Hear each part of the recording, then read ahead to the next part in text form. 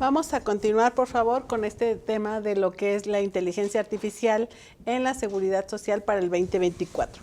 Todas las empresas, cuando se dan de alta por primera vez, deben de presentar sus movimientos afiliatorios.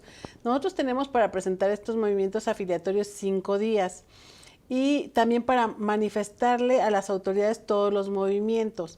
Cuando nosotros presentamos movimientos afiliatorios, tenemos en este caso el conteo. Hay que tener mucho cuidado. Si yo presento un movimiento afiliatorio de alta, es recomendable, y así nos lo marca el reglamento, dar el alta un día antes de que ingrese el trabajador a laborar.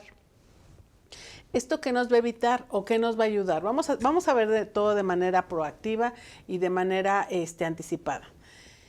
Aquí vamos a decir, bueno, el trabajador entra a laborar el día lunes, yo lo voy a dar de alta el día viernes para que el día lunes que salga de su casa habitación a su centro de trabajo ya esté protegido por el Seguro Social. Esto me va a evitar que yo tenga, en su caso, un pago innecesario de un capital constitutivo. Aún y cuando yo tengo 5 días para presentar el alta, si le sucede algo al trabajador, el Seguro Social me va a cobrar todas las prestaciones que le pudiera dar a un trabajador que no esté dado de alta, aunque esté en el periodo de los 5 días. ¿Qué pasa en el caso de bajas? ¿Cuál es el área de oportunidad y qué es lo que debemos de ver? En el caso de las bajas, yo tengo para presentarla 5 días a partir del día siguiente que se dé la baja. Y el trabajador llega el día lunes y me dice, ¿sabes qué? Ya no voy a trabajar contigo, muchísimas gracias. Yo tengo para presentar la baja hasta el lunes siguiente. Voy a contar martes, miércoles, jueves, viernes y el día lunes. ¿Qué pasa si yo lo presento el día martes de la siguiente semana? Si yo presento esa baja el día martes de la siguiente semana, estoy hablando de una baja extemporánea. Cuando presento una baja extemporánea, se va a considerar la baja con la fecha de presentación, de la baja. Entonces yo voy a pagar, digamos, 5 días más de seguridad social. Si yo me equivoqué y no presenté la baja en tiempo, ni modo, me equivoqué. No, una práctica que llevaban algunas empresas era presentar la baja con un día antes, un día posterior, para así contabilizar los 5 días. No es recomendable que lo hagan. ¿Por qué no es recomendable que lo hagan? Porque van a tener un finiquito con una fecha y una baja con una fecha. El Seguro Social, por tema de sistemas de riesgo, por la inteligencia artificial, bota esa diferencia en días y nos va a ir a cobrar esas diferencias. Entonces no lo hagan. Además, el Seguro Social tiene para fiscalizarnos 5 años. Entonces no es lo mismo pagar ahorita 5 días que pagar en 4 años una diferencia por ese tipo de situaciones. Eso también es una de las prácticas que debemos de evitar para lo que es el 2024. Tenemos la obligación de llevar nóminas, registros de la nómina. Es importante que nosotros tengamos todas nuestras nóminas en formato PDF y en formato Excel. Si bien es cierto, la tecnología es algo muy bueno, hay sistemas muy robustos que utilizan las empresas, pues también es una realidad que estos sistemas tan robustos, esto que llevan a cabo las empresas, pues son sistemas que digamos que no sé si llamarle vulnerables o se pueden mover, son movibles. Aquí en este aspecto, si yo, puede ser un sistema, me ha tocado con empresas que tienen sistemas muy robustos, sistemas carísimos, pero que si no lo manejas de manera adecuada, si no tienes los respaldos adecuados, probablemente en un año que quieras sacar un reporte, pues ya no lo puedas sacar o ya los datos ya sean diferentes. También deben de incorporar, así como debemos de incorporar, bajar cada periodo de pago, todas las incapacidades del escritorio virtual, también vamos a incorporar a nuestro proceso de trabajo cada periodo de pago de la nómina, sea semanal, quincenal, catorcenal o mensual. Voy a bajar del sistema, voy a imprimir del sistema, y hablo de imprimir en archivos PDF, voy a imprimir la nómina del periodo, voy a imprimir la nómina en formato PDF, voy a guardar la nómina en formato Excel y si es posible también guardar los archivos en TXT, dependiendo qué sistema utilice, para en caso de una eventual revisión yo tenga todos los elementos para llevar a cabo todos los análisis y todos los reportes necesarios de manera eficiente. Es muy importante. Luego también tenemos una rotación de personal. Estamos conviviendo 4 generaciones y tenemos una generación que rota, que es muy fácil que cambie de una empresa a otra empresa. Debemos nosotros también tener esa política porque si se va la persona que maneja la nómina, que la nueva persona tenga acceso a la información o que en 4 años que ya rotaron la persona de nómina 10 veces, pues la nueva persona que llegue, si se le solicita información, tenga acceso a esa información. También se debe de proporcionar al instituto los elementos necesarios para cuantificar la cuantía de las obligaciones.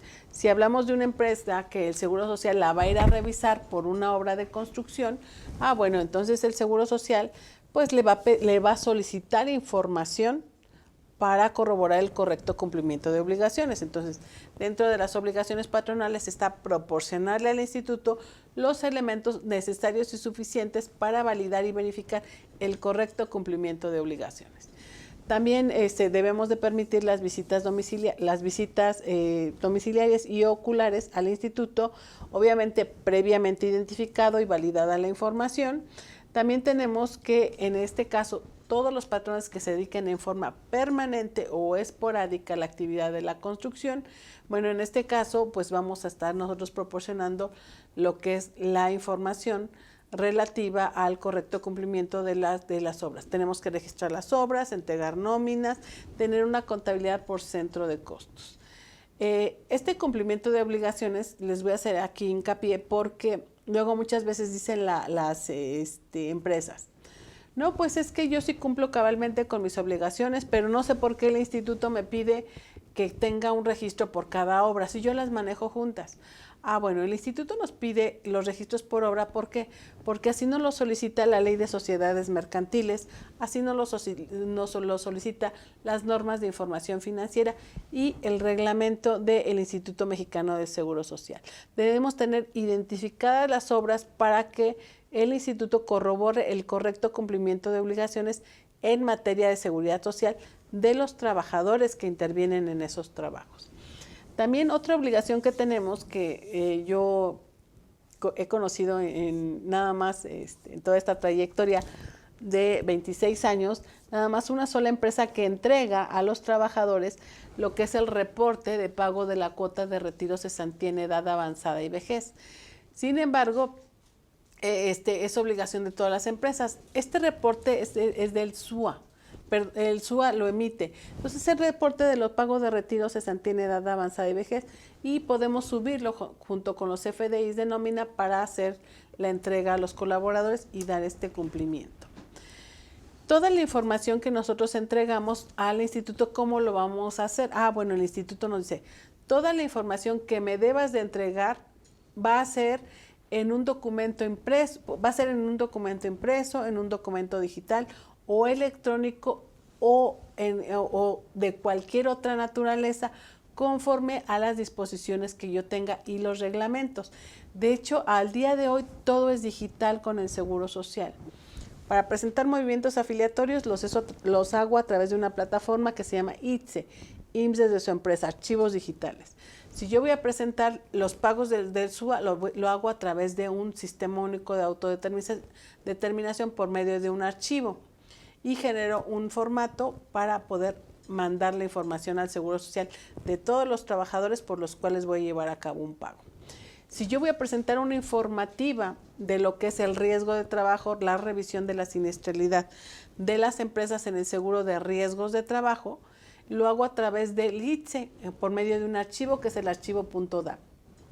Si yo voy a presentar una declaración informativa en relación al cumplimiento de obligaciones en materia del informe cuatrimestral de las empresas que son prestadoras de servicios u obras especializadas, lo que es el REPSE de estas empresas especializadas, que se debe de presentar una informativa a través de la plataforma del ICSOE, que tiene diseñada el Seguro Social, pues lo voy a hacer también a través de un tema digital. Si yo voy a presentar un dictamen de Seguro Social, lo voy a hacer también a través de una plataforma llamada CIDEIMSS. Todo es digital. y son las herramientas que nos da el Seguro Social. Bueno, también si voy a hacer el registro de la obra, como ahorita lo pudimos ver, lo voy a hacer a través de lo que es un SIROC, que el SIROC es el Sistema de Registro de Obras de Construcción. A través de ese sistema yo voy a reportarle y a darle información a la autoridad. Si se fijan, todo es digital, manejo de datos, manejo de datos. ¿Y qué hace el instituto con toda esa información? Toma los datos y empieza a hacer compulsas, sistemas de riesgo, a solicitar información y valida el correcto cumplimiento de obligaciones en materia de pago de cuotas obrero-patronales. Y también, por ejemplo, las empresas luego dicen, bueno, pues yo voy a verificar y validar el correcto pago, el correcto cumplimiento de obligaciones. Yo estoy pagando bien mis cuotas. Yo les pago a mi trabajador 500 pesos y no tiene prestaciones, integro bien al salario y pago correcta mi cuota. Eso, el que yo tome los 500 pesos y le adicione la cuota, no es garantía que esté pagando correctamente al Seguro Social. Hay que irnos más allá. ¿Y cómo nos vamos a ir más allá? Pues verificando y validando todo el cumplimiento de obligaciones que tenemos ante el Seguro Social mediante el uso de plataformas digitales. Yo tengo que definir primero del trabajador su salario. ¿Cuál va a ser el salario del trabajador? Bueno, yo voy a definir el salario y lo voy a tener en un contrato laboral.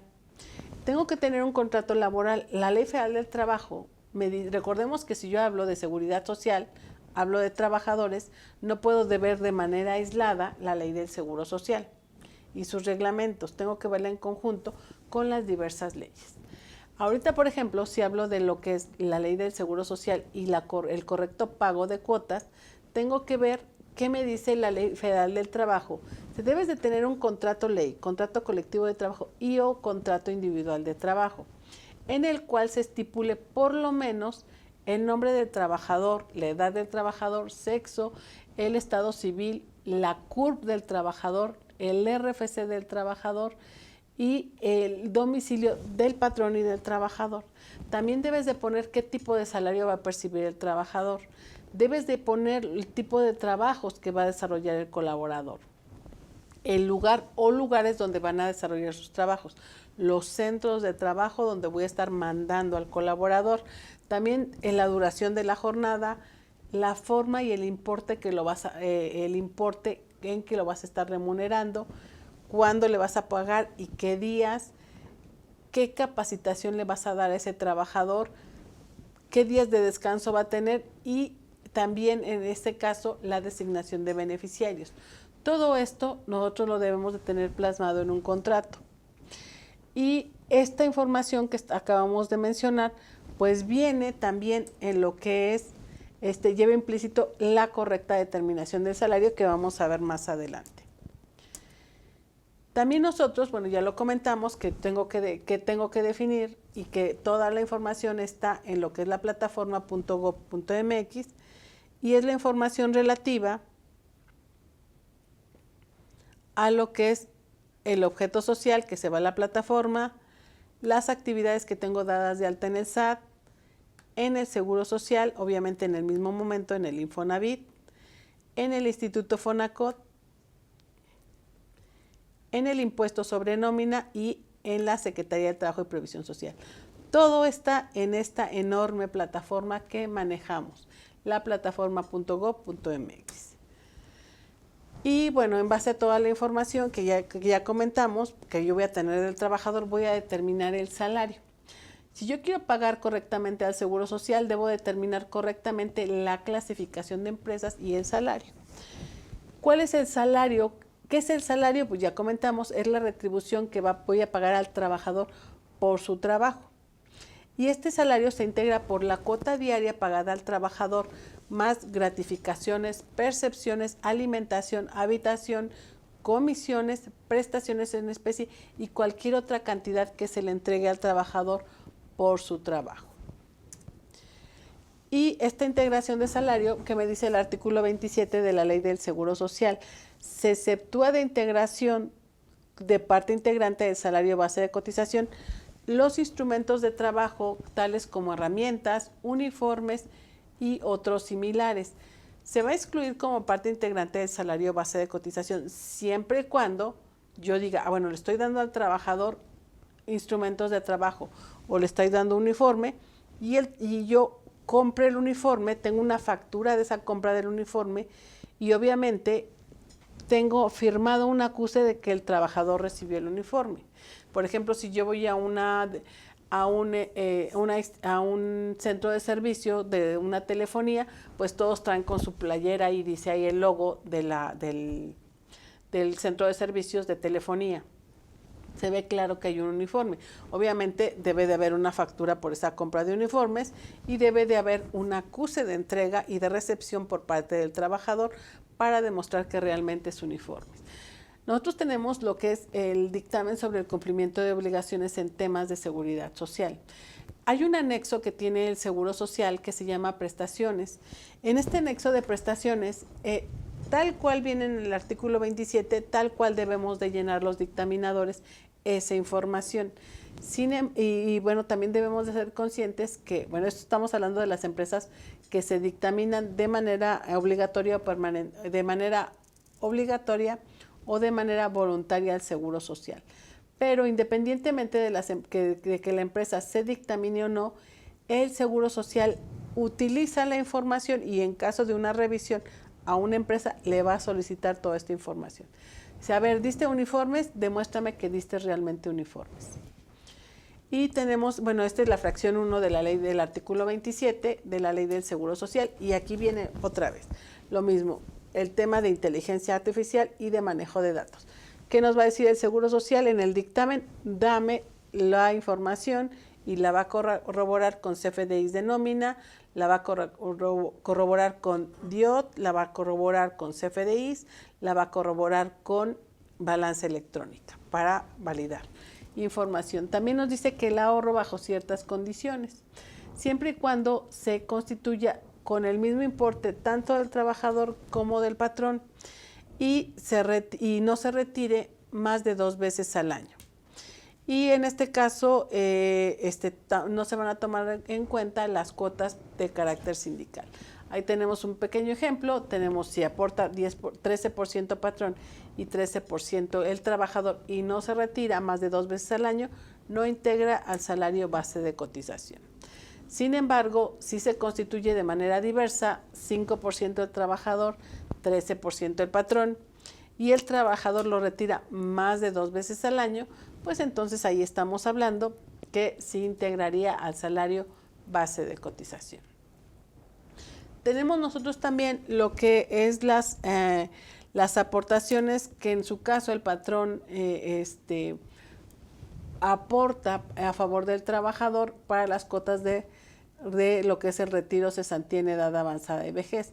Si yo empresa decido dar una aportación adicional para mi trabajador de retiro, el retiro la cuota es del 3%, del 2%, perdón. Si yo digo, no, ¿sabes qué? Voy a dar la cuota de retiro del 3% de cesantía en lugar del 4.21 a los trabajadores de más de 4.21 UMAS, les voy a dar 5.21. Bueno, esa aportación adicional que va a tener ese fin no se va a considerar como parte integrante del salario base de cotización, siempre y cuando se destine para ese fin que menciona la ley. En este caso tampoco forman parte integrante del salario base de cotización, en este caso las aportaciones que hagan las empresas al fondo de vivienda. Ese 5% patronal que hagan las empresas al fondo de vivienda no forman parte integrante del salario base de cotización. Y tampoco la participación en las utilidades de la empresa.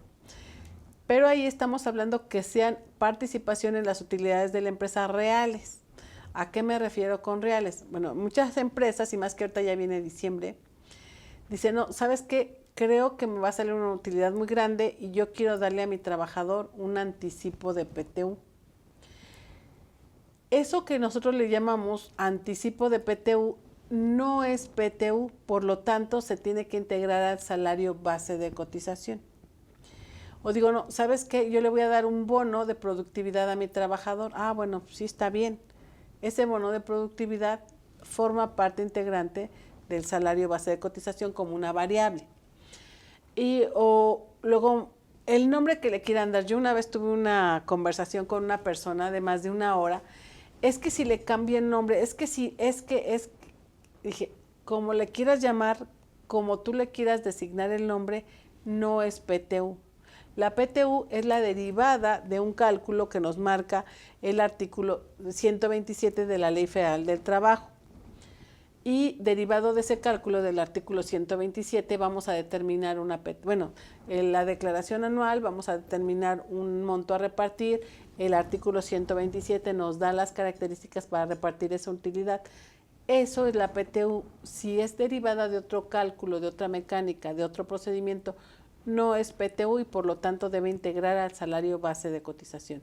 De hecho, ha sido tanto la inquietud en este tema y más que nada a raíz de la reforma laboral que se modificó la Constitución, que el Seguro Social publicó en el mes de julio, el 7 de julio publicó en el Diario Oficial un acuerdo en donde nos dice específicamente todo lo que des con otro nombre que le designes no es PTU y se va a formar parte integrante del salario base de cotización. Tenemos también que no integra el salario base de cotización lo que es la alimentación. Déjenme regreso tantito. En la PTU. Bueno, si yo empresa repartí de manera diversa a lo que me menciona este artículo, ¿cómo se puede dar cuenta la autoridad que yo hice un reparto incorrecto? Bueno, si hablamos de si es una empresa que se dictamina, el dictaminador llena un atestiguamiento. Ese atestiguamiento que llena el contador público autorizado, ahí valida y ratifica el correcto, que la empresa repartió realmente una PTU. Si hablamos de una empresa que no se dictamina, ¿cómo va a corroborar el instituto que realmente repartió PTU? Bueno, pues con las declaraciones anuales y con los CFDIs de nómina.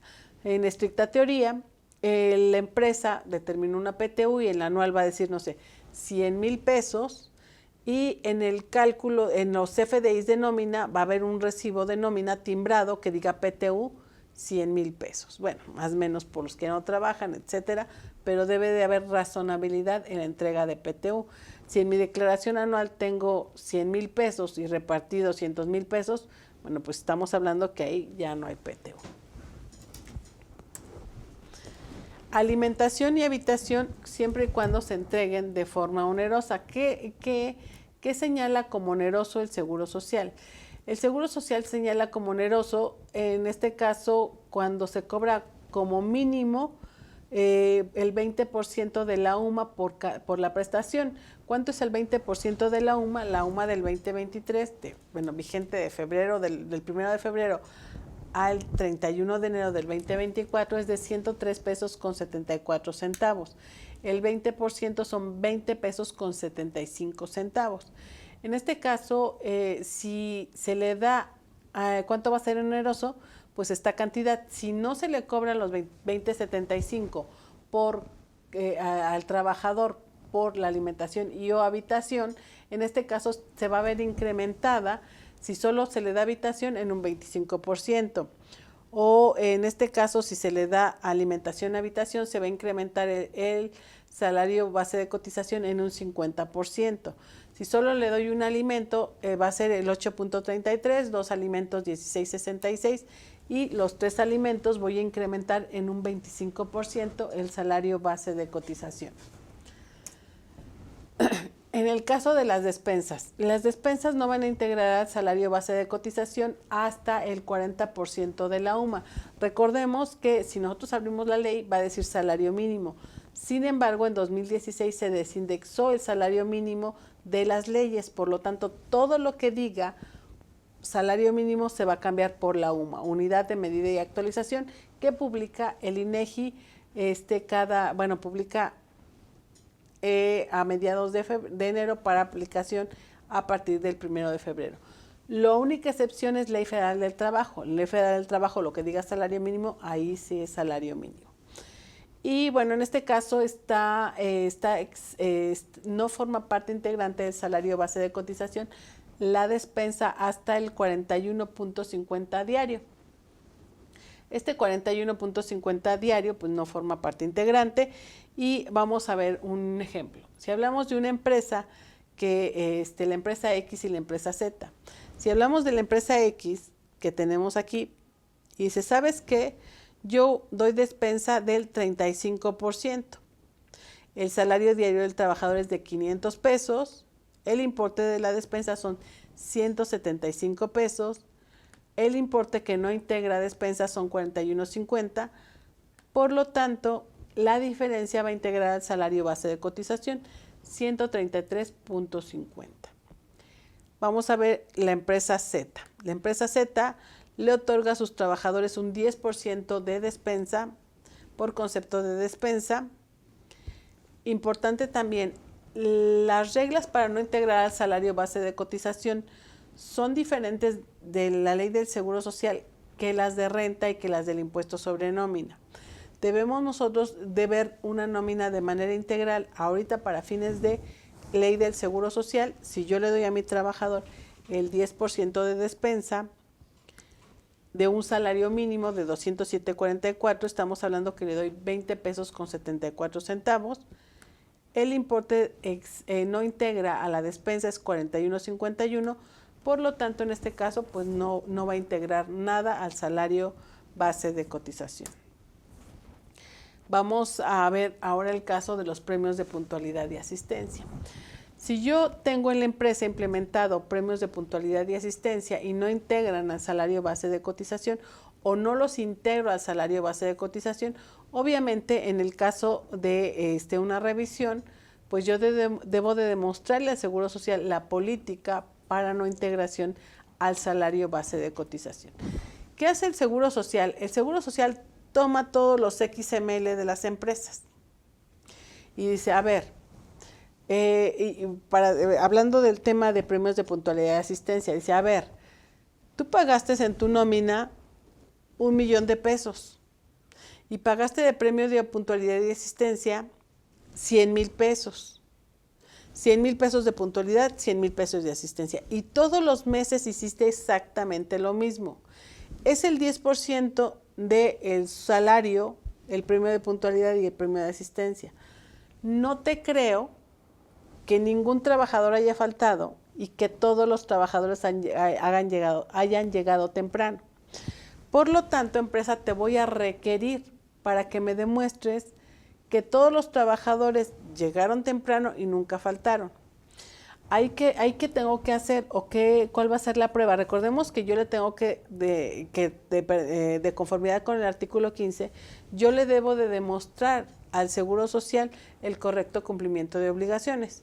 Aquí, ¿qué va a pasar? Yo le voy a decir al Seguro Social, oye, Seguro Social, pues sí es que todos llegaron temprano y todos nunca faltaron. Ah, ok. ¿Cuál es tu control? ¿Cuál es tu política de entrega de pagos? Ah, bueno, mira, Seguro Social, pues quien llega temprano del 1 al 31, de todas las 2 quincenas, quien llega temprano, quien llega hasta las 8:10, les otorgo el premio. Ah, ok. ¿Y por qué hay un trabajador que ni siquiera checó? Ah, es que ese trabajador se fue de vacaciones. Ah, bueno, ¿dónde está su comprobante de que se fue de vacaciones? Ah, no lo tengo. Ah, entonces sí integra. Ah, no, aquí está. Ah, ok, no integra. Y así debo de demostrarle al Seguro Social que las partidas integran o no integran al salario base de cotización. Aquí, por ejemplo, tengo al trabajador A. Él recibe un premio de puntualidad de 30 pesos, un premio de asistencia de 30 pesos. Su salario base de cotización es de 367 pesos con 26 centavos. Y en este caso el límite son 36 pesos con 73 centavos. Como no rebasa el importe, el límite, entonces no se integra al salario base de cotización. Siguiente caso, el trabajador B. A él se le otorgan premio de asistencia de 50 pesos sobre un salario de 217.67. El límite es 21.77. Por lo tanto, la diferencia debe de integrar al salario base de cotización. En el caso del premio de puntualidad, igual 50 pesos, salario base de cotización 217.67, el límite 21.77 y la diferencia la debo de integrar al salario base de cotización. En este caso también tengo que todas las cantidades aportadas para fines sociales, consideradas tales como lo son en este caso las entregadas para constituir fondos de algún sistema de pensiones, tampoco integran al salario base de cotización, siempre y cuando sea un esquema que se maneje de conformidad con los lineamientos que marca la Comisión Nacional del Sistema de Ahorro para el Retiro. La Comisión Nacional del Sistema de Ahorro para el Retiro, de hecho, tiene en su plataforma esquemas diseñados para las empresas que quieran proporcionar estas prestaciones. Está totalmente regulado el que esté en la página, pero el Seguro Social aquí nos va a estar observando en el caso de esquemas que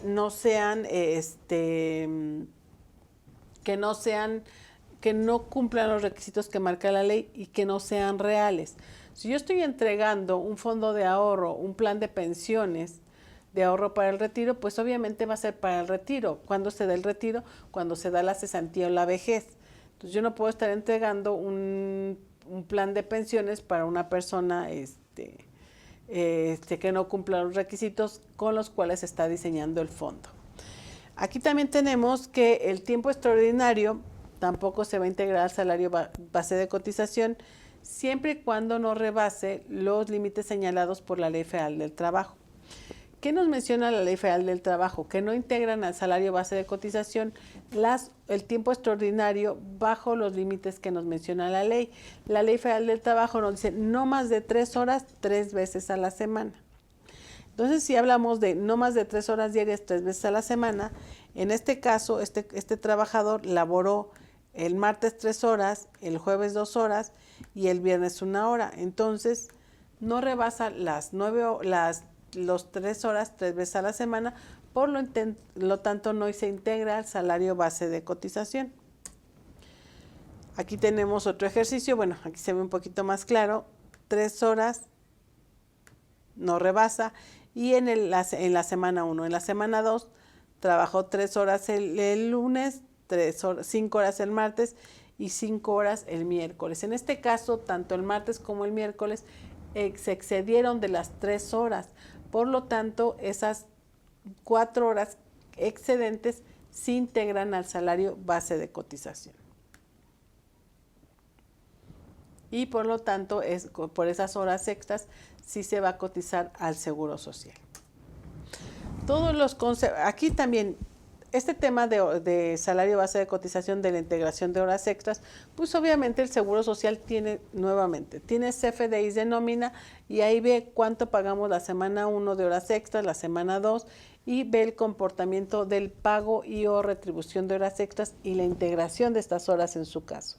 Entonces también aquí el Seguro Social toma la información y en el caso que estemos pagando, ya sea de manera regular o no de manera regular, pero estemos nosotros retribuyendo al trabajador estas horas extras, pues nos va a estar observando, que nos va a estar cuestionando el correcto cumplimiento de obligaciones. Tenemos nosotros que también para la integración de lo que es el salario base de cotización, para que todo lo que nosotros demos, para que todo lo que estemos pagando o hayamos retribuido al trabajador sea no integrable al salario base de cotización, como el fondo de ahorro, las horas extras, los premios de puntualidad y asistencia y los vales deben de estar perfectamente registrados en la contabilidad del patrón. Si no están registrados, bueno, entonces ahí vamos a tener que integrarlos al salario base de cotización. Y tenemos a nosotros aquí el tema déjenme, me adelanto y ahorita me regreso. Nosotros tenemos que determinar de manera correcta el salario base de cotización. ¿Cómo determino de manera correcta el salario base de cotización? Bueno, me dice el artículo 29 de la Ley del Seguro Social que para determinar el salario yo debo de considerar el mes natural del pago de las cuotas. Ahorita, por ejemplo, estamos a 14, todavía no pagamos, todavía no entramos al límite del pago tenemos hasta el 17 para pagar, pero como cae viernes, tenemos hasta el día lunes para pagar lo que es la cuota, las cuotas del mes de octubre. ¿Y cuánto vamos a pagar de cuotas del mes de octubre? Pues los 31 días del mes de octubre. Y en este caso, también nos dice la fracción 2 del artículo 29, es que para determinar, para fijar el salario con el cual voy a pagar la cuota, debo de dividir entre 7, 15 o 30 días respectivamente. Entonces es importante definir el salario del trabajador. ¿Cuánto yo voy a retribuir al trabajador por su trabajo para determinar de manera correcta el salario base de cotización?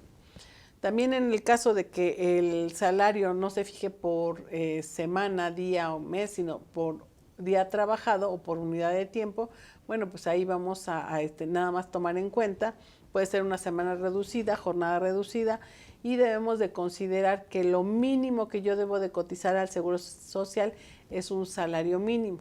No puedo cotizar por debajo del mínimo. Para hacer la determinación del salario, yo voy a considerar el salario del trabajador. El salario lo puedo estipular por día o en el contrato laboral. Te voy a pagar 1,000 pesos diarios o te voy a pagar de conformidad con el tabulador A que viene en el contrato colectivo de trabajo. Bueno, el contrato colectivo de trabajo dice que te voy a remunerar 1,000 pesos, te remunero 1,000 pesos. O bien tengo un contrato individual de trabajo y ese contrato individual de trabajo y menciona que tu salario va a ser 30,000 pesos mensuales. Si lo que menciona es que te voy a pagar 30,000 pesos mensuales, bueno, esos 30,000 pesos yo los voy a dividir entre 30 de conformidad como me indica la fracción 2 del artículo 29. Entonces divido los 30,000 pesos entre 30, tengo la cuota diaria, adiciono prestaciones de ley. En este ejercicio estamos hablando de prestaciones mínimas de ley, que son 15 días de aguinaldo y 12 días de vacaciones, que es el factor de 0.0493. Adiciono para determinar el salario base de cotización. Hay que tener aquí cuidado porque muchas empresas dividen la cuota entre 30.4. Entonces, ¿cómo voy a remunerar a mi trabajador? No es lo mismo dividir 30,000 entre 30 que entre 30.4, por un lado. Por otro lado, tampoco es lo mismo tener un salario diario y pagar 30 días que pagar 30.4 días. Si yo digo que el salario diario del trabajador es de 1,000 pesos, pues tengo la cuota diaria de 1,000 pesos y adiciono prestaciones. Pero si yo le digo al Seguro Social que la cuota diaria es de 1,000 pesos y le pago 30,400 pesos al trabajador al mes, pues estamos hablando que entonces estaría pagando menos de la cuota. Entonces hay que tener mucho cuidado con estas remuneraciones. También tengo que me dice el Seguro Social que yo para determinar el salario debo de determinar el tipo de salario. ¿Qué tipo de salario puedo tener? Puedo tener fijo, variable o mixto. El salario fijo, ¿cuándo va a ser? Cuando yo le retribuya al trabajador un salario con elementos previamente conocidos. En este caso, ¿qué es lo que previamente conozco? ¿Qué es lo común? Yo le voy a pagar al trabajador su cuota diaria, más su aguinaldo, más vacaciones y probablemente le dé una despensa que se la digo, cada mes te voy a dar 2,000 pesos de despensa. Entonces es un elemento previamente conocido. Pero también puedo tener un salario variable. El salario variable es cuando no tengo elementos conocidos, cuando no sé cuánto vas a ganar. Yo te digo, te contrato para que me pintes todas estas bardas. Dependiendo de las bardas que me pintes, es lo que te voy a retribuir. O te voy a pagar para que me pongas etiquetas. Dependiendo de las etiquetas que me pongas, es lo que te voy a retribuir. Entonces, en este caso, no tengo yo un elemento fijo para darte de alta. Entonces, si es la primera vez que te voy a dar de alta, lo hago más o menos en base a lo que yo calcule que vas a hacer en el mes. O bien, ya que estés con la empresa, pues se va a hacer la determinación de salario dividiendo los ingresos de los meses inmediatos anteriores y entre el número de días de salario devengado. Aquí empezamos ya con la palabra devengado. Y aquí esto se los pongo porque si nosotros hablamos de la inteligencia artificial, si hablamos de los sistemas de riesgo del Seguro Social, tenemos que hablar de las formas de aplicación del Seguro Social. El Seguro Social aplica mecanismos de revisiones que anteriormente no aplicaba. Yo les puedo decir que, por ejemplo, en este caso, había muchísimas empresas que dividían entre 30.4 y jamás el Seguro Social les había observado nada. Y pagaban, en lugar de 1,049, pagaban 1,000 pesos de salario base de cotización. Y no era observado por el instituto. Al día de hoy ya es observado por el instituto. Entonces, si el artículo 29 en su fracción 2 me dice que debo de dividir entre 30, 15 o 10 días respectivamente, es lo que debo de hacer.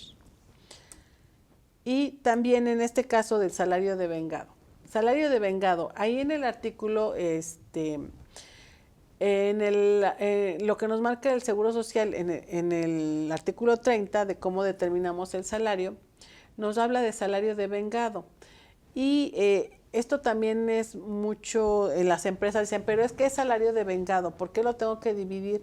Si yo tengo nóminas semanales, ¿por qué tengo que dividir entre los números de días del bimestre y no entre el número de días pagados en la nómina? Es diferente, obviamente, el cálculo que yo haga del salario base de cotización si considero los días pagados que si considero los días de vengados. Y aquí, si nosotros vemos el artículo 27 de la Ley del Seguro Social y vemos el artículo 32 del Reglamento de Infonavit, es un símil de la ley, pero el artículo 34 de Infonavit trae algo diferente.